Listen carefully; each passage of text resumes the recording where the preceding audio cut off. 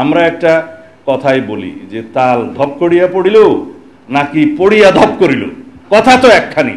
এই যে জনগণ ঐক্যমত্যে আসলো, সেই রাজনৈতিক দলগুলো ঐক্যমতে আসলো সংবিধানের কিছু বিষয় সংশোধনের জন্য, মৌলিক সংবিধান সংশোধনের জন্য, সেগুলো যেই প্রক্রিয়াই গ্রহণ করা হবে সেই প্রক্রিয়াটা একটা সাংবিধানিক বৈধ এবং আইনানিক প্রক্রিয়ার মাধ্যমেই হতে হবে। এটাই হচ্ছে আমাদের বক্তব্য।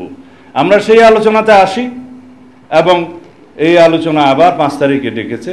আমরা আশা করি সাংবিধানিক অংশগুলো যেগুলো সংশোধনের জন্য সবাই একমত হয়েছে with some note of dissent, সেই বিষয়গুলো একটা বৈধ আইনানুগ এবং সাংবিধানিক প্রক্রিয়ায় আমরা গ্রহণ করতে পারবো, সেই আশাবাদ আমি এখনও ব্যক্ত করি। সুতরাং গণতান্ত্রিক চর্চার মধ্যে আছি।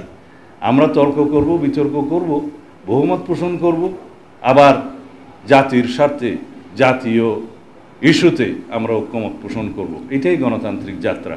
সুতরাং যারা যে সমস্ত দাবিতে আন্দোলন করছে তাদেরকেও আমি স্বাগত জানাই। সেই অধিকার, সেই চর্চা, সেই রাজনৈতিক সংস্কৃতি আমরা চালু রাখি, যার জন্য আমরা রক্ত দিয়েছি, জীবন দিয়েছি এই গণতান্ত্রিক অধিকারের জন্য।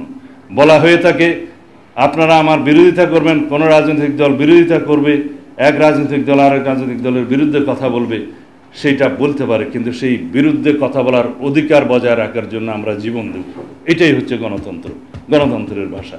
সুতরাং আমরা সেই চর্চার মধ্যে থাকি এবং পরিশেষে এমনভাবে আমরা জাতীয় ঐক্যমত্যে আসবো জাতীয় ইস্যুতে, যাতে জনগণ বিজয়ী হয়, এদেশের মানুষ বিজয়ী হয় এবং আমরা সকল রাজনৈতিক দল জনগণের কাছে পরাজিত হব। ধন্যবাদ সবাইকে। আসসালামু আলাইকুম।